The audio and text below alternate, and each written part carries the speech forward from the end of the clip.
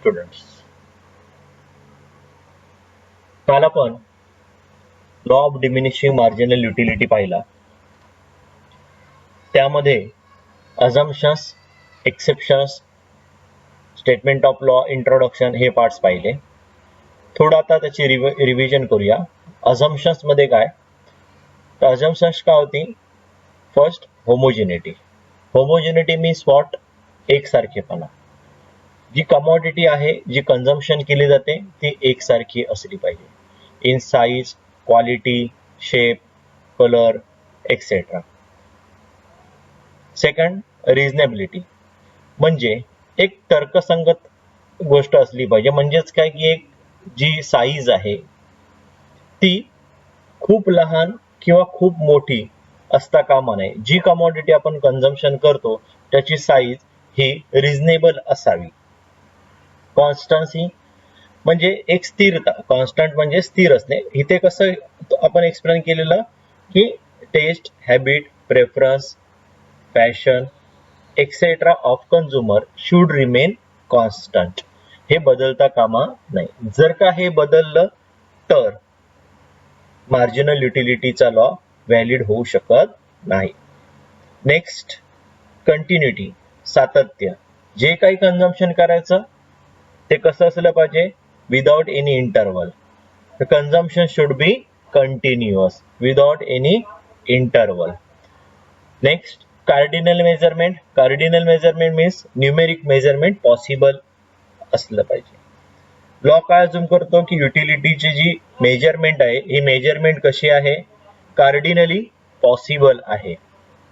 Next, rationality. Rationality म्हणजे व्यवहारीपणा. एक जो कोणी कंझ्युमर आहे तो कंझ्युमर कसा असतो? व्यवहारी असतो. हा लॉ त्याच व्यक्तीला लागू पडतो जो रॅशनल आहे. आपण एक्झाम्पल मध्ये पाहिलेलं किंवा एक्सेप्शन मध्ये की ड्रंकर्ड किंवा मायझर या व्यक्तींना, ह्या व्यक्ती ॲबनॉर्मल आहेत, त्याच्यामुळे त्यांच्या बाबतीत हा लॉ, हा जो काही लॉ आहे हा लॉ त्यांच्यावरती आपण एक्सेप्शन सांगायला सांगितले तर ते एक्सेप्शन रिअल एक्सेप्शन म्हणून होऊ शकत नाही. कारण लॉ काय सांगतो की जे काही हा जर का लॉ व्हॅलिड ठरायचा असेल तर प्रत्येक कंझ्युमर हा रॅशनल असला पाहिजे. लॉ असं मानून चालतो की प्रत्येक कंझ्युमर हा कसा असतो? रॅशनल इकॉनॉमिक मॅन असतो. डिव्हिजिबिलिटी मीन्स विभाजकता. प्रत्येक कमॉडिटी ही डिव्हिजिबल असली पाहिजे, विभागता यायला पाहिजे. Single want. According to this law काय सांगितलं गेलंय की ऍट अ टाइम एकच सिंगल वॉन्ट भागवली जाते. एका वेळेला माणसाची एकच गरज भागवली जाते. ही अझम्पशन्स सांगितली गेली. या अझम्पशन्सला फॉलो करायचं, त्याच्यानंतरच आपला लॉ हा व्हॅलिड ठरू शकतो. ही झाली अझम्पशन्स. आता आपण बघूया थोडक्यात एक्सेप्शन्स. 2 पॉइंट आपले रीडिंग आणि म्युझिक अँड सॉंग्स हे एक्सप्लेन झाले नव्हते. साऊंड एरर होता. मी आज ते एक्सप्लेन करत आहे. फर्स्ट ऑफ ऑल, एक्सेप्शन मध्ये आपण पहिला पॉइंट का बघितला? मनी, म्हणजे पैशाचा. पैसा जो आहे तो पैसा हा एक्सेप्शन म्हणू शकतो. कारण जसं जसं पैशाचा साठा वाढतो तसं तसं पर्चेसिंग पॉवर काय होत जाते? माणसाची वाढत जाते. म्हणजे इथे मार्जिनल युटिलिटी काय झाली? एक प्रकारे वाढली. म्हणजे लॉला काय ठरलं? ते एक्सेप्शन. कारण लॉ काय सांगतो? As the stock of commodity increases किंवा कन्झम्पशन इन्क्रीजेस मार्जिनल युटिलिटी डिक्लाइन्स. पैशाचं असं होत नाही. परंतु त्याच वेळेला आपण पुढे म्हणालेलो की but this is not real exception. खरं म्हणजे कुठलंच रिअल एक्सेप्शन ह्या लॉला नाही आहे. काय सांगितलेलं आपण? तर पैसा हा रिअल एक्सेप्शन ठरू शकत नाही. कारण एका सर्टन लिमिट नंतर पैशाचा स्टॉक जरी वाढत गेला तरी सुद्धा तर पैशाची जी युटिलिटी आहे ती काय होत जाते? कमी होतेच होते. हा, फक्त पैशाची युटिलिटी केव्हाही 0 अथवा नेगेटिव्ह होत नाही इतर वस्तूंप्रमाणे. Next, hobbies. Hobbies like stamp collection, rare painting collection etcetera, coin collection, हे जे काही छंद आहेत हे छंद एक्सेप्शन्स ठरतात. परंतु हे सुद्धा रिअल एक्सेप्शन नाही, कारण छंद हे जे जोपासले जातात, ज्या वेळेला कॉइन कलेक्शन केलं जातं, हे कॉइन कलेक्शन कुठलं असतं, विविध प्रकारच्या व्हेरियस काइंड ऑफ कॉइन्स किंवा ज्या काय पेंटिंग्स आहेत त्या, म्हणजे तिथे कुठला रूल व्हायलेट केला जातो, तर होमोजिनिटीचा, म्हणजे अझम्पशन्स फॉलो केलं जात नाही. कारण सेम कॉइन कलेक्शन करून किंवा सेम पेंटिंग कलेक्शन करून कोणाची युटिलिटी वाढणार नाही. त्याच्यामुळे इथे सुद्धा तो रूल काय झाला, म्हणजे इथे तो रूल काय झाला, व्हायलेट होतो. म्हणून हॉबीज हे सुद्धा रिअल एक्सेप्शन ठरत नाही. नेक्स्ट ड्रंकर्ड म्हणजे दारुडा माणूस. या दारुडा माणूस सुद्धा ते म्हणतात की एक्सेप्शन आहे. एक्सेप्शन का? कारण जेवढी दारू तो पीत जातो तेवढं काय होत जातं, त्याला मिळणारी युटिलिटी प्रत्येक दारूच्या युनिटमुळे वाढत जाते. साहजिकच आहे, तो लॉला एक्सेप्शन ठरतो. परंतु इथे सुद्धा एक वाक्य आपण पुढे म्हणालो, but it is not real exception. Real exception का नाही? कारण ड्रंकर्ड हा एक रॅशनल इकॉनॉमिक मॅन म्हटला जात नाही. कारण तो दारू प्यायला नशेमध्ये असतो. त्याला काय चांगलं वाईट, आपण दारू पितो हे कितपत प्यायली पाहिजे किंवा काय, असं काही चांगलं वाईट काहीच कळत नाही. त्यामुळे तो normal economic man, rational economic man म्हटला जात नाही. म्हणून ते सुद्धा रिअल एक्सेप्शन ठरू शकत नाही. सेम टू सेम मायझरचा सुद्धा जेवढा पैसा त्याकडे वाढतो तेवढी त्याची ग्रीड हा आणखीन वाढते, त्याला जास्त युटिलिटी मिळते. परंतु मायझर हा सुद्धा ॲबनॉर्मल माणूस म्हटला जातो, कारण ज्या काही नॉर्मल बिहेवियर आहे माणसाचं, पैसा खर्च करून आपल्या गरजा भागवण्याचं, तसं मायझरचं नसतं. तो मग कंजूस माणूस काय करत असतो, सतत पैसा फक्त जमवत असतो, त्याच्यामुळे त्याचं बिहेवियर नॉर्मल ठरत नाही. हे झाले 4 पॉइंट. आता 5वा आणि 6वा पॉइंट हा कालच्या लेक्चरमध्ये ऑडिओ एरर झालेला, त्याच्यामुळे ऐकू आलेला नाही. मी आता तो एक्सप्लेन करत आहे. 5th point, reading of more and more books give more information, knowledge and satisfaction. जेवढं आपण जास्तीत जास्त वाचन करतो तेवढं आपलं नॉलेज आणि सॅटिस्फॅक्शन वाढतं, निश्चित वाढतं. But in this case the assumption of homogeneity is not fulfil. आता आपण म्हणालो की हा रीडिंग एक्सेप्शन आहे, कारण जेवढं आपण वाचत जाणार तेवढं आपलं इन्फॉर्मेशन, नॉलेज वाढत जाणार, सॅटिस्फॅक्शन वाढणार. It's okay. परंतु इथे होमोजिनिटीचा जो अझम्पशन आहे तो फुलफिल केला जात नाही. कसं काय? कारण बघा, because information, knowledge and satisfaction increases only due to the reading of different books. ते ओनली पुन्हा नको आहे, different books. Thus it is not real exception. कारण एकच पुस्तक आपण वाचत राहिलो अगदी लहानपणापासून आणि आपली सॅटिस्फॅक्शन किंवा आपलं नॉलेज वाढतंय, तर ते एक्सेप्शन ठरलं असतं. पण तसं होतं का? नाही, निश्चित नाही. आपल्याला बुक्स वेगवेगळी वाचतो आपण दररोज, इव्हन पेपर सुद्धा वेगळा वाचतो. इमॅजिन करा, एकच पेपर तुम्ही सातत्याने वाचताय, 20 वर्ष एकच पेपर वाचताय आणि तुमचं इन्फॉर्मेशन, नॉलेज, सॅटिस्फॅक्शन वाढते, तर आपण म्हणू शकतो हा मग हे रिअल एक्सेप्शन आहे. कशाला? मार्जिनल युटिलिटीच्या लॉला. पण असं घडतं का? नाही.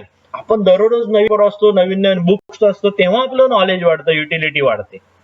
म्हणजे इथे हे सुद्धा रिअल एक्सेप्शन ठरत नाही. कारण एकच बुक वाचून, जर का मी पुन्हा सांगतो, एकच पुस्तक वाचून जर तुमचं इन्फॉर्मेशन, नॉलेज वाढते, युटिलिटी वाढते, मग ते एक्सेप्शन ठरलं असतं. इथे तसं होत नाही. त्याच्यामुळे रीडिंग हा प्युअर किंवा रिअल एक्सेप्शन ठरू शकत नाही. Next, music and song. Same to same music सॉंगचं सुद्धा तसंच आहे. कोणाप्रमाणे? रीडिंग प्रमाणे. बघा, this law is not applicable in case of music and song. A person can get more and more satisfaction from listening more and more music. From listening, तिथे चुकून तो लिस्निंग हा शब्द आलेला नाहीये, आपण नोट्स मध्ये नंतर करेक्शन करूच. सॅटिस्फॅक्शन फ्रॉम लिसनिंग, मी पुन्हा सांगतो, listening more and more music. म्हणजे माणसाला जास्तीत जास्त सॅटिस्फॅक्शन मिळतं जेव्हा तो जास्तीत जास्त काय ऐकतो? म्युझिक ऐकतो. म्हणजे हा लॉ म्युझिक अँड सॉंगला लागू पडत नाही, ऍप्लिकेबल ठरत नाही, म्हणजे लागू पडत नाही. ठीक आहे. परंतु पुन्हा आपण तेच म्हणू शकतो, but there is a limit, तिथे सुद्धा एक मर्यादा आहे, because listening to same music and song result in डिसयुटिलिटी.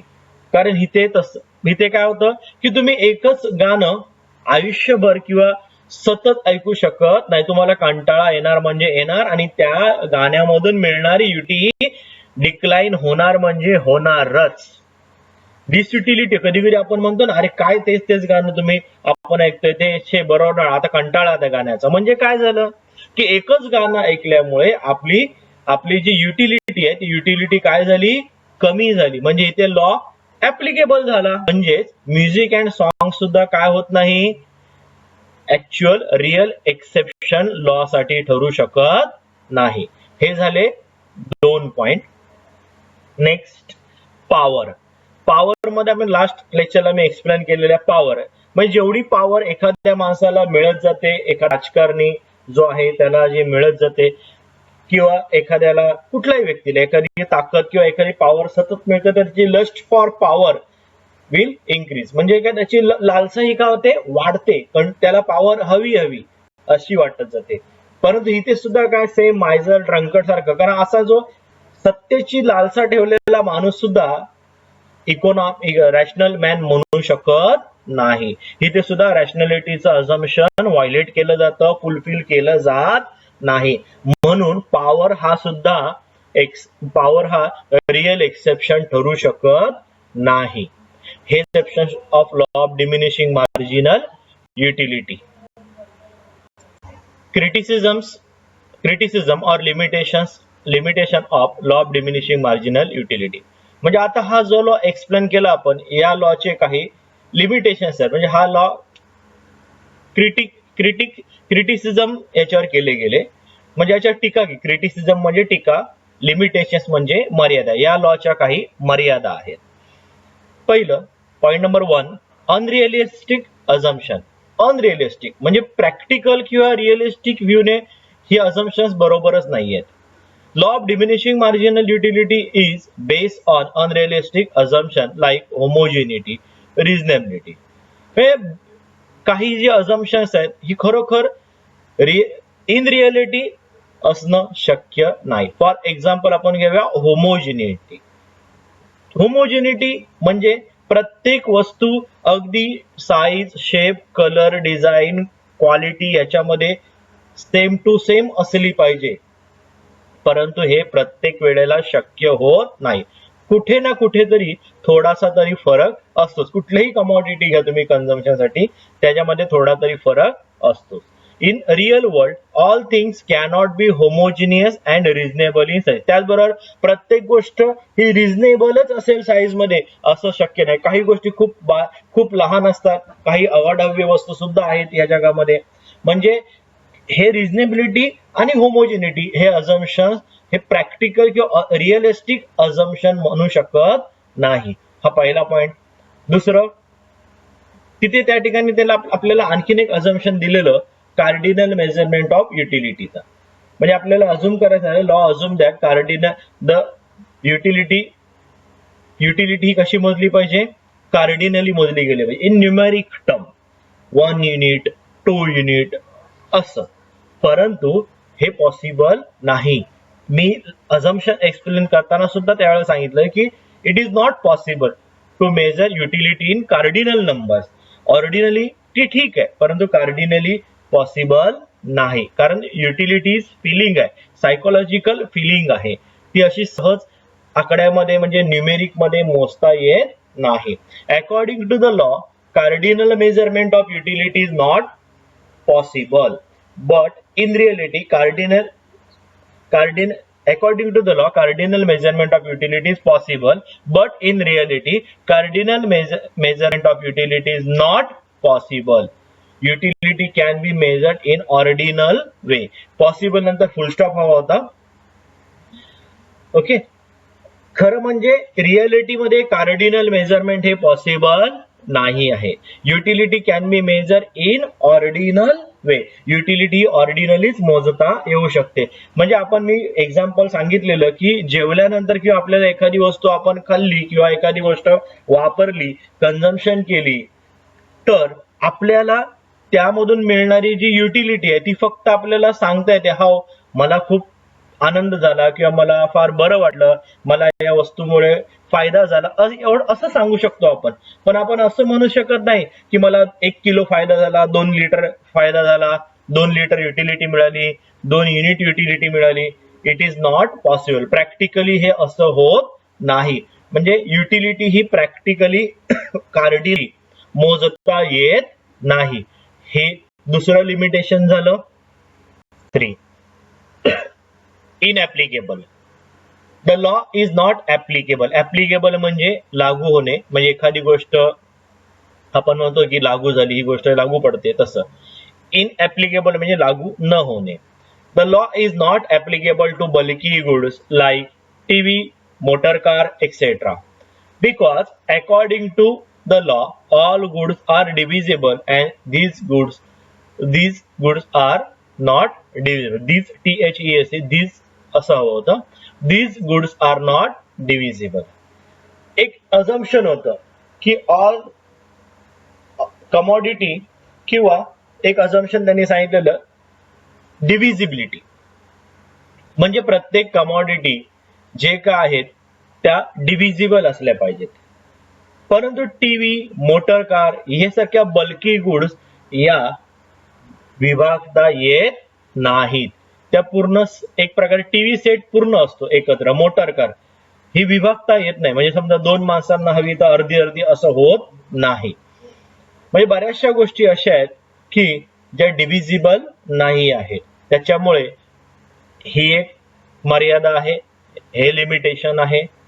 Next, constant marginal utility of money. According to law, marginal utility of money remains constant, but in reality when stock of money increases, marginal utility of money decreases up to a certain point and very slow rate. Law काय सांगतो की marginal utility कशी राहिली पाहिजे, constant राहते. परंतु तसं होत नाही. Marginal utility of money he constant राहत नाही. कारण जसं असं काय, when stock of money increases, marginal utility of money decreases. Marginal utility कमी होतेच होते. पैसा वाढायला लागला, पैसा भरपूर मिळायला लागला की माणसाला त्या पैशाबद्दलचं अट्रॅक्शन थोडं का होईना कमी होतं, कारण भरपूर पैसा आहे ना. त्याच्यामुळे एक गोष्ट क्लिअर आहे की पैशाची जसा स्टॉक ऑफ मनी वाढतो, पैशाचा स्टॉक वाढत जातो, तशी मार्जिनल युटिलिटी काय होते, marginal utility of money decrease होते up to a certain point. पण एका पॉइंट पर्यंत. कारण कधीही मार्जिनल युटिलिटी किंवा युटिलिटी पैशाची 0 होत नाही अथवा निगेटिव्ह होत नाही. आणि ती सुद्धा कशी होते, कमी, अगदी कमी म्हणजे स्लो रेटने होते. त्याच्यामुळे हे जे काय अझम्पशन आहे कॉन्स्टंट मार्जिनल युटिलिटी ऑफ मनी, हे सुद्धा, याला सुद्धा मर्यादा आहे, हे सुद्धा व्हॅलिड ठरत नाही. अनरिअलिस्टिक कॉन्स्टन्सी, पुन्हा तोच पॉइंट आलाय एक, तो इन्कम, टेस्ट, हॅबिट, प्रेफरन्सच्या बाबतीत आपण एक कॉन्स्टन्सी पॉइंट बघितलेला. ज्या कॉन्स्टन्सी पॉइंट मध्ये आपण बोललेलो की taste, habit, income, preference, fashion of consumer should remain constant.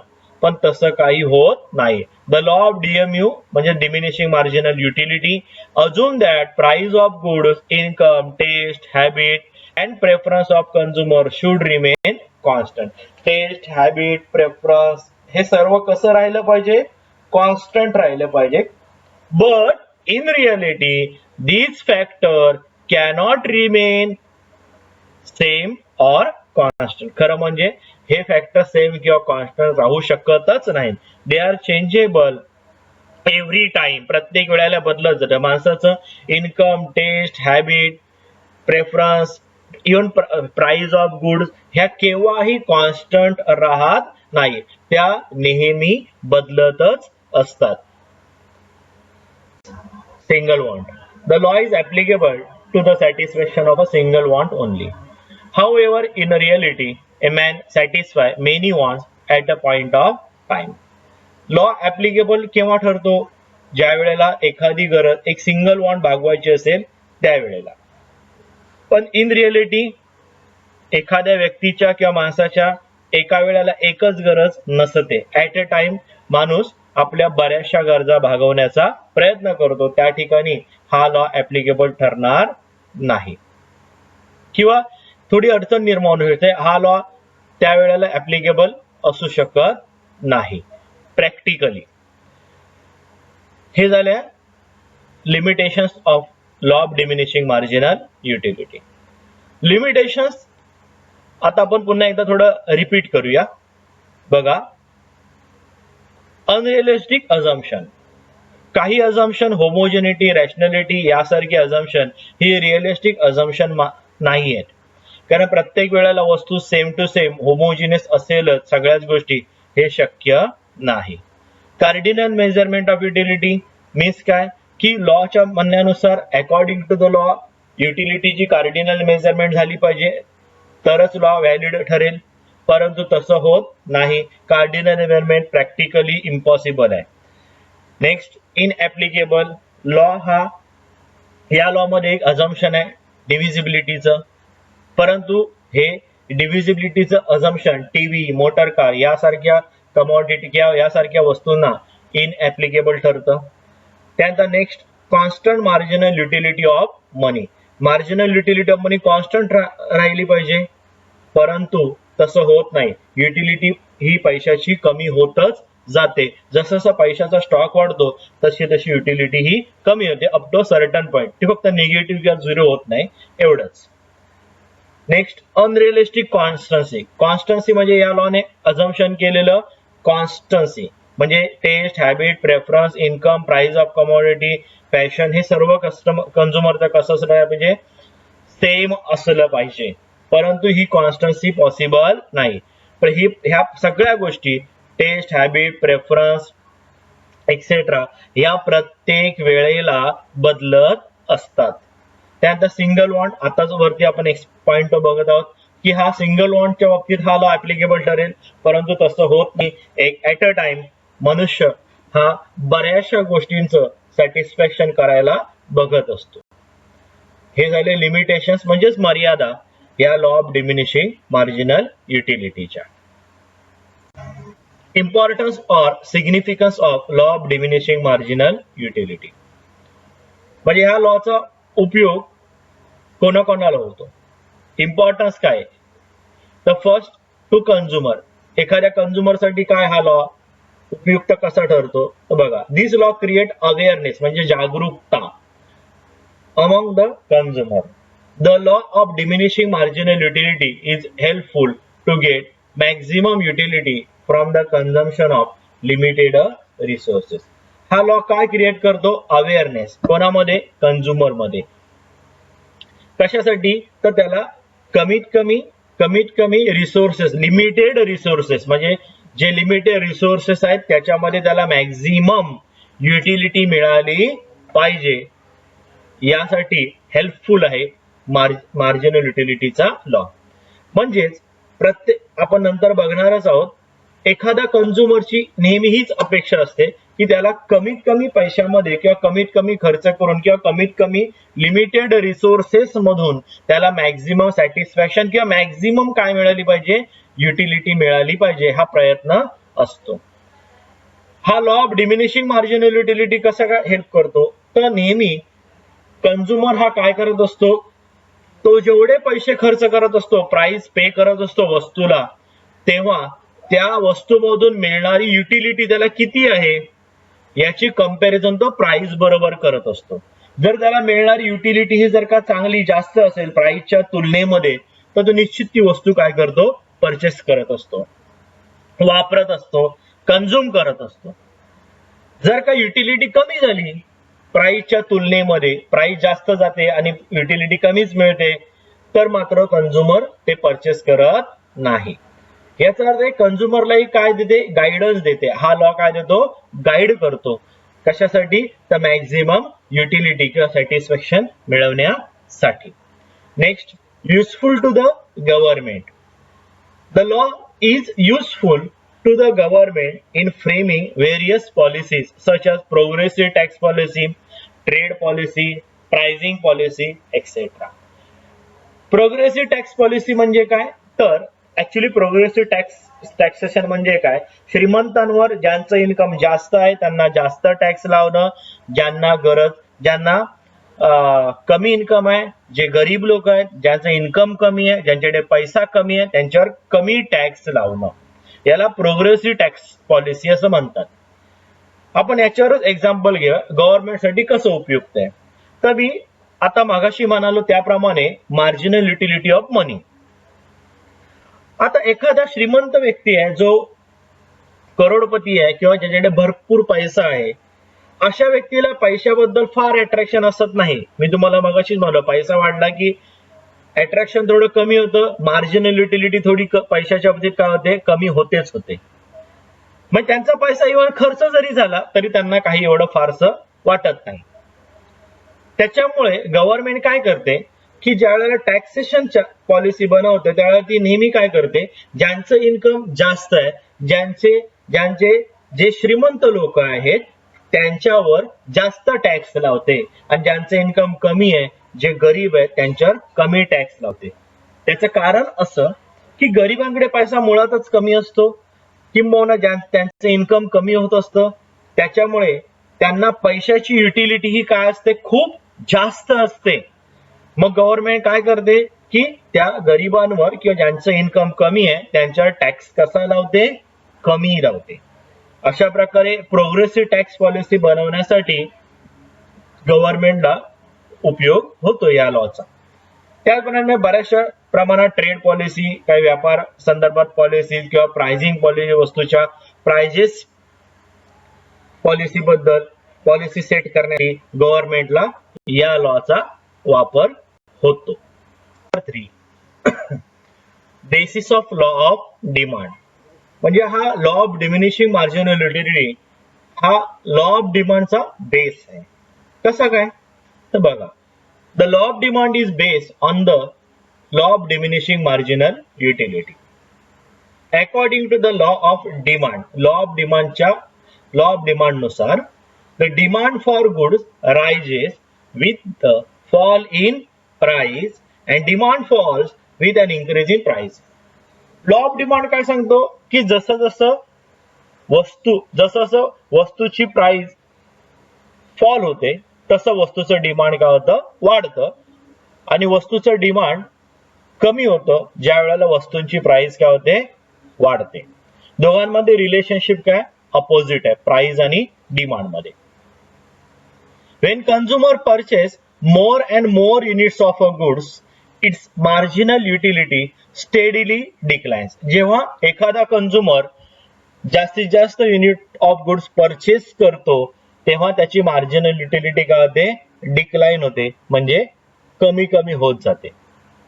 Hence, he would buy additional unit of commodity only at a lower price.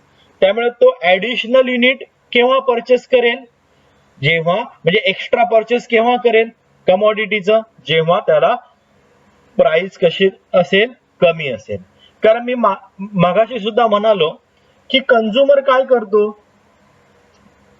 Compare करतो की मला प्राइस किती पे करायची आहे, त्याच्या बदल्यात मला त्या वस्तूमधून युटिलिटी किती मिळणार आहे. जर का युटिलिटी कमी मिळत असेल प्राइसच्या तुलनेमध्ये तर तो परचेस करणार नाही. कारण जसं जसं कंझ्युमर परचेस करत जातो तशी त्याची युटिलिटी काय होत जाते, कमी होत जाते. मग अशा वेळेला प्राइस जर का थोडी जास्त असेल तर तो पे करणार नाही. तो वस्तू परचेस तेव्हाच करेल जेव्हा त्याला प्राइस कशी मिळेल, कमी मिळेल. प्राइस कमी ज्या वेळेला असेल त्याच वेळेला तो वस्तू परचेस करू शकेल. थोडक्यात काय की जर का युटिलिटी जास्त असेल, मिळणारी युटिलिटी कमॉडिटी मधून मिळणारी युटिलिटी जर का जास्त असेल तर आणि तरच कंझ्युमर वस्तू परचेस करतो, त्या वस्तूची डिमांड करतो. हे झाले importance of law of diminishing marginal utility. Next topic, relationship of marginal utility and price. आताच मी मगाशी म्हणालो त्याप्रमाणे लास्ट पॉइंट मध्ये आपण बघितलं की कंझ्युमर हा नेहमी काय करतो, मार्जिनल युटिलिटी आणि प्राइस यांची कंपेअर करतो आणि मॅक्झिमम प्रयत्न काय असतो त्याचा की त्याला जास्तीत जास्त सॅटिस्फॅक्शन मिळावं, कमीत कमी पैसे खर्च करून किंवा कमीत कमी रिसोर्सेस मध्ये. आता आपण हाच क्वेश्चन थोडा एलॅबोरेटली बघणार आहोत. Relationship of marginal utility and price. A rational consumer is always wanted to get maximum satisfaction. एक रॅशनल कंझ्युमर ह्याला मॅक्झिमम सॅटिस्फॅक्शन हवं असतं. त्याच्यासाठी तो काय करतो की त्याला जी वस्तू परचेस करायची आहे त्या वस्तूमधून त्याला मार्जिनल युटिलिटी किती मिळणार आहे, ती युटिलिटी आणि त्या वस्तूसाठी तो किती प्राइस पे करणार आहे त्या प्राइसची तुलना करतो. जर का त्याला युटिलिटी जास्त मिळाली तर मग तो काय करतो, ती वस्तू घ्यायला तयार होतो. अदरवाईज युटिलिटी जर का कमी असेल तर तो ती वस्तू घेत नाही. हीच रिलेशनशिप जी आहे ही आपण आता एक्सप्लेन करणार आहोत. बघा, if the marginal utility is hi, consumer will be willing to pay a higher price. But if marginal utility is low, he will pay lower price. जर का marginal utility high असेल, बघा ते बोल्ड केलेलं आहे, पटकन तुम्हाला दिसेल. marginal utility is high, pay a higher price. marginal utility is low, pay a lower price. म्हणजे काय, जर मार्जिनल युटिलिटी जास्त असेल कंझ्युमर काय करेल, जास्त प्राइस पे करायला तयार होईल. जर मार्जिनल युटिलिटी कमी असेल तर तो प्राइस कशी देईल, लोअर, म्हणजे त्याला तो जास्त प्राइस द्यायला तयार होणार नाही. For maximum satisfaction consumer compare marginal utility with the price. Maximum satisfaction मिळवण्यासाठी तो कम्पेअर करेल, म्हणजे तुलना करेल मार्जिनल युटिलिटीची कोणासोबत, प्राइस सोबत. A consumer would like to purchase more and more till marginal utility is more than the price. Consumer purchase करेल वस्तू, कमॉडिटी परचेस करेल तेव्हा जोपर्यंत त्याला मार्जिनल युटिलिटी ही जास्त मिळेल कोणापेक्षा, प्राइस पेक्षा. टिल मार्जिन, ते वाक्य आहे बघा, ते बोल्ड केलेलं. Consumer would like to purchase more and more till, कुठपर्यंत तो परचेस करेल कमॉडिटी, जोपर्यंत त्याला असं दिसेल की त्याला असं सापडेल की marginal utility is more than the price. म्हणजे मार्जिनल युटिलिटी काय आहे, more than the price. No consumer would like to purchase the commodity when marginal utility is less than the price. No consumer would like to purchase the commodity. कुठलाही कंझ्युमरला purchase करायला आवडणार नाही एखादी commodity when marginal utility is less than the price. म्हणजे एखाद्या वस्तूमध्ये marginal utility कशी आहे, कमी आहे प्राइसच्या तुलनेमध्ये. म्हणजे आपण म्हणतो ना, रे प्राइस एवढी पे करतो, वस्तू चांगली मिळाली पाहिजे, हा आपला कंझ्युमरचा गुणधर्म आहे, एक स्वभाव वैशिष्ट्य आहे. म्हणजे काय, कंझ्युमर परचेस तेव्हाच करेल वस्तू जेव्हा त्याला मार्जिनल युटिलिटी कशी असणार आहे, जास्त असणार आहे. त्याच्यामुळे लास्ट वाक्य बघा, no consumer would like to purchase the commodity when marginal utility less than the price. जर का मार्जिनल युटिलिटी कमी असेल प्राइस पेक्षा तर कुठलाही कंझ्युमर कमॉडिटी परचेस करणार नाही. ठीक आहे. आता आपण हेच एक्सप्लेनेशन शेड्यूलच्या माध्यमातून बघणार आहोत. शेड्यूल दिसतंय. Units of commodity, price of x commodity, marginal utility आणि बाजूला काय केलेली आहे, कंपॅरिझन केलेली आहे. प्राइस 6, मार्जिनल युटिलिटी प्रत्येक वेळेला बदललेली आहे. बघा, above schedule indicates that when consumer buys first unit of commodity X, he will get maximum satisfaction because marginal utility is more than the price. त्याने कमॉडिटी परचेस केली, पहिली कमॉडिटी पहिलं unit purchase केलं, त्यावेळेला त्याला काय मिळाली, मॅक्झिमम मार्जिनल युटिलिटी मिळाली किती, 12 मिळाली. प्राइस किती होती, 6. That is price is ₹6 and marginal utility is 12. Due to this reason, consumer will go on purchasing more and more units of commodity X. ठीक आहे, तो काय विचार करेल की मी प्राइस म्हणजे किती पे करतोय, 6 रुपये. मला मार्जिनल युटिलिटी किती मिळते, 12 युनिट्स. म्हणजे आता कोण जास्त आहे, marginal utility is greater than price. बघा लास्टला कॉलम मध्ये दिलेलं आहे, marginal utility is greater than price. म्हणजे या ठिकाणी कंझ्युमर काय, सॅटिस्फॅक्शन मॅक्झिमम मिळतंय त्याला. त्यामुळे तो काय करेल, एक्स्ट्रा परचेस करण्याचा प्रयत्न करेल, कारण त्याला प्राइसच्या तुलनेमध्ये मार्जिनल युटिलिटी कशी मिळते, जास्त मिळते. त्यामुळे साहजिकच आहे तो पुढे परचेस करायला बघेल. Point number 2, after consumption of second unit he will get more marginal utility as compared to price, then he will purchase third unit of commodity X. आता बघा सेकंड युनिट त्याने परचेस केलं, 6 रुपये पे केले, त्याला त्या मार्जिनल युटिलिटी मिळाली 8. म्हणजे इथे सुद्धा मार्जिनल युटिलिटी काय, अजून सुद्धा जास्त आहे. कोणाच्या तुलनेमध्ये, प्राइसच्या तुलनेमध्ये. At this point the price of commodity and marginal utility is equal. या ठिकाणी price of commodity and marginal utility काय ठरले, इक्वल. थर्ड युनिटला 6 इज इक्वल टू 6. तिथे बोल्ड केलेलं बघा, MU is equal to P. म्हणजे थर्ड युनिटला कंझ्युमरला मार्जिनल युटिलिटी आणि प्राइस ऑफ कमोडिटी एक्स हे कसे मिळाले, इक्वल मिळाले. या ठिकाणी त्याचा काय, इक्विलिब्रियम पॉइंट आहे. पहिल्या 2 ठिकाणी त्याला 12, 8 आणि आता किती मिळते, 6. कारण मार्जिनल युटिलिटी जसं कन्झम्पशन वाढवणार तसं काय होत जाणार, कमी होत जाणार. मार्जिनल युटिलिटी काय होत जाते, जसं कन्झम्पशन वाढणार तशी काय होत जाते, कमी होत जाते. हे आपल्याला माहित आहे. त्यामुळे तिसऱ्या युनिटच्या वेळेला त्याने पाहिलं तर त्याची प्राइस तो किती पे करतोय, 6 रुपीज, आणि त्याला मिळणारी युटिलिटी सुद्धा किती आहे, 6 युनिट्स आहे.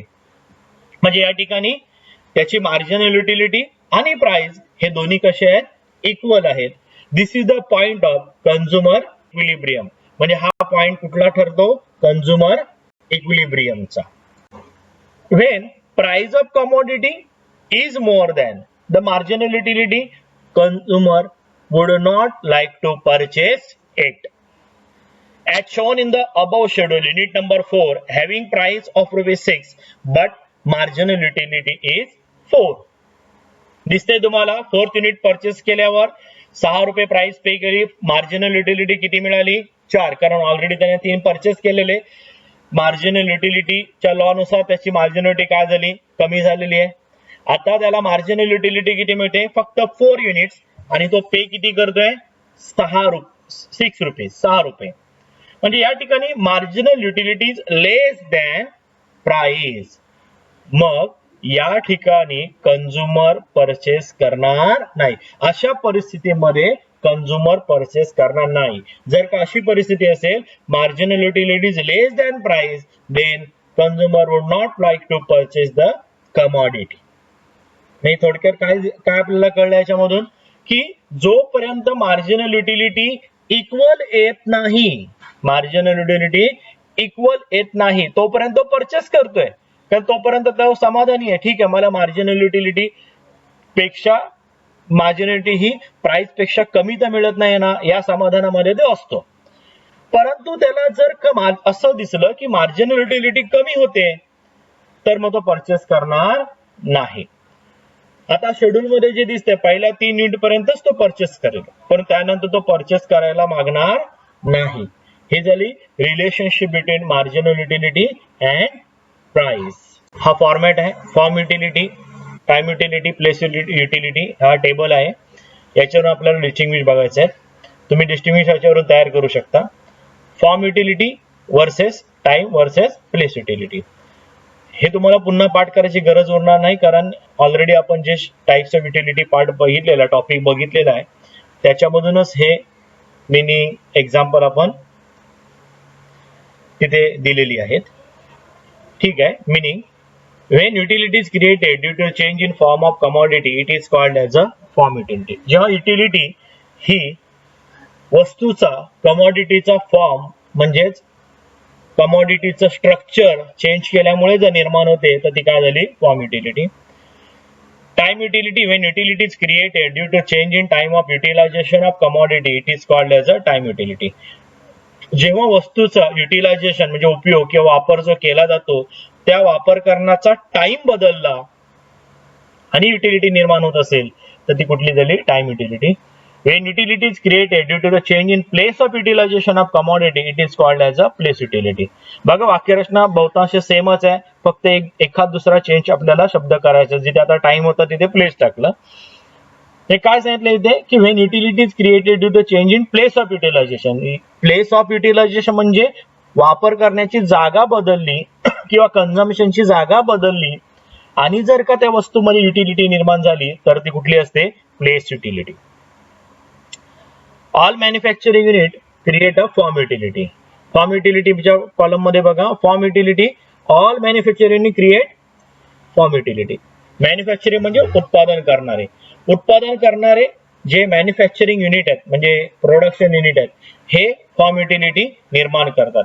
कारण रॉ मटेरियल येतं त्याचं फिनिश प्रोडक्ट तयार केलं जातं म्हणजे ती काय तयार केलं ती म्हणजेच फॉर्म युटिलिटी निर्माण होते.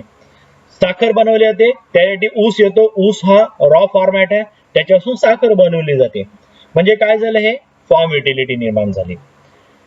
Time utility warehousing service create a time utility. Warehousing facility काय करतात टाइम युटिलिटी क्रिएट करतात. फॉर एक्झाम्पल फूड ग्रेन्स ज्या वेळेला एक उत्पादन होतं त्यावेळेला एकाच वेळेला विकले जात नाही मग त्यावेळेला ते काय करावे लागतात साठवून ठेवावे लागतात वेअर हाऊसेस मध्ये.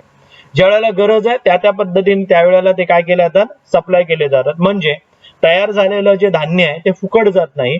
त्याच्यामध्ये जेव्हा गरज असेल तेव्हा तो सप्लाय केल्यामुळे काय वाढली काय निर्माण झाली टाइम युटिलिटी निर्माण झाली. All type of the transport service create a place utility. सर्व प्रकारच्या ट्रान्सपोर्ट ज्या सर्व्हिसेस आहेत त्या काय केल्या जातात त्याच्यामुळे प्लेस युटिलिटी निर्माण होते. म्हणजे एखाद्या ठिकाणची वस्तू खाली एक्झाम्पल जसं आहे ऍपल्स आहेत काश्मीरमध्ये जर त्या पीक येतं ऍपलचं सफरचंदाचं तर आपण मुंबईमध्ये कसं काय खातो कारण त्या ट्रान्सपोर्ट होतात. म्हणजे प्लेस युटिलिटी ऍपलची कोणामुळे वाढली ट्रान्सपोर्टमुळे वाढली. ऑल ट्रान्सपोर्ट सर्व्हिस काय करतात प्लेस युटिलिटी निर्माण करतात.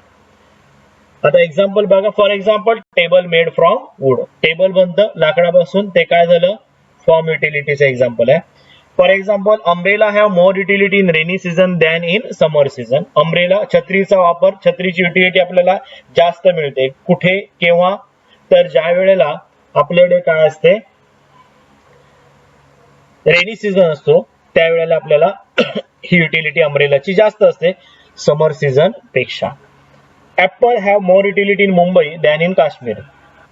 आता ऍपल याची युटिलिटी कुठे आहे काश्मीरपेक्षा मुंबईमध्ये जास्त आहे.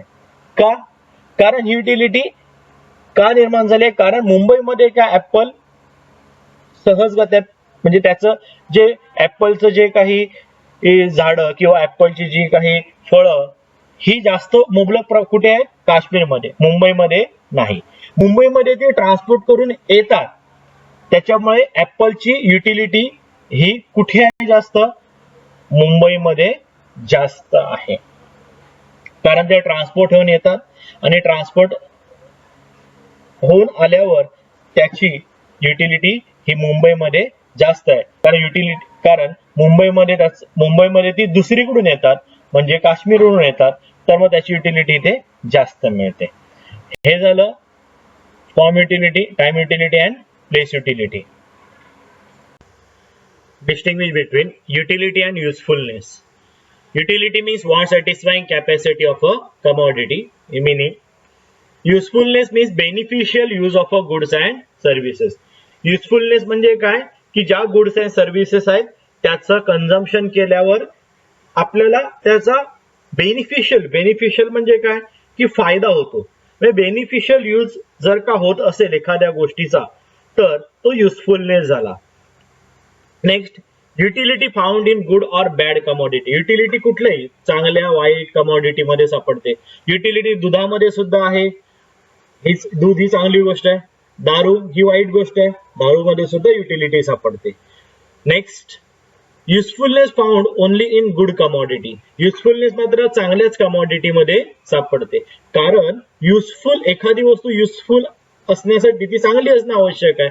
आता आपण इथे बघितलं दूध हे दुधामध्ये युजफुलनेस आहे. युटिलिटी सुद्धा असेल, युजफुलनेस सुद्धा असेल. परंतु दारू ही वाईट आहे, त्याच्यामध्ये युटिलिटी आहे परंतु युजफुलनेस नाही. It is a wider concept. Utility wider concept आहे, मोठी कॉन्सेप्ट आहे. Usefulness it is a narrow concept. ही कशी थोडी संकुचित म्हणजे नॅरो कॉन्सेप्ट आहे. Utility may or may not lead welfare of a community. युटिलिटीमुळे वेलफेअर होईलच कम्युनिटीचं, समाजाचं. कम्युनिटी म्हणजे समाज, वेलफेअर म्हणजे कल्याण होईलच याची शाश्वती नाही, गॅरंटी नाही, किंवा होऊ शकत किंवा होऊ शकत नाही. कारण आता एक्झाम्पल बघितलं दारू, याच्यामुळे समाजाचे कल्याण निश्चित होणार नाही, परंतु त्याच्यामध्ये काय आहे, युटिलिटी आहे. Usefulness is helpful for the welfare of a community.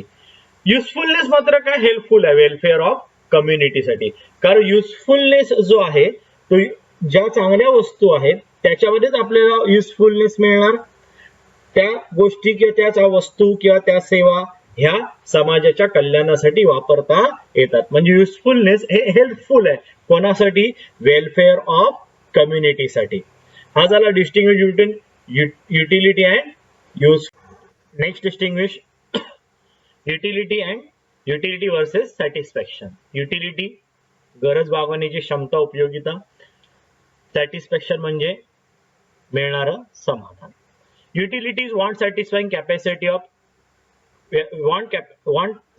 Capacity purchase by a commodity. तुम्ही आपल्या नेहमीचं मिनिंग लिहू शकता, want satisfying capacity of a commodity. Satisfaction is actual realization from consumption. Satisfaction ही काय, कन्झम्पशन केल्यानंतर आपल्याला जे रिअलाइज होतं की हो मला समाधान मिळालं वस्तू कन्झम्पशन केल्यानंतर, ती फिलिंग आहे. It is what commodity possesses. Utility त्या कमॉडिटी मध्ये असते. युटिलिटी काय असते. आणि सॅटिस्फॅक्शन म्हणजे काय, it is what commodity gives. आणि कमॉडिटी सॅटिस्फॅक्शन देते. बघा, वस्तूचा वापर वस्तूमध्ये गरज भागवण्याची क्षमता आहे म्हणजे त्याच्यामध्ये युटिलिटी असं आपण म्हणतो. परंतु ती वस्तूमध्ये सॅटिस्फॅक्शन हे आपल्याला केव्हा समजतं, जेव्हा ती वस्तू आपण वापरतो. म्हणजे ती वस्तू वापरल्यानंतर आपल्याला सॅटिस्फॅक्शन ती कमॉडिटी देते. म्हणजे त्या कमॉडिटी पासून आपल्याला सॅटिस्फॅक्शन मिळतं. It is expected satisfaction before consumption. Utility एक प्रकारे काय, एक्सपेक्टेड सॅटिस्फॅक्शन म्हणजे मला ही वस्तू माझ्याकडे आहे, या वस्तूचा मी असा वापर करू शकतो. म्हणजे हे काय झालं, एक्सपेक्टेड सॅटिस्फॅक्शन म्हणजे काय की अपेक्षित मला काय समाधान किंवा माझी कशा प्रकारे गरज भागणार आहे ते म्हणजे युटिलिटी. म्हणजे ही एखादी वस्तू आहे तर त्या वस्तूमध्ये मला माझी गरज भागू शकतो त्या वस्तूमधून, म्हणजे एक्सपेक्टेड सॅटिस्फॅक्शन झालं. Satisfaction it is actual realization which comes after consumption.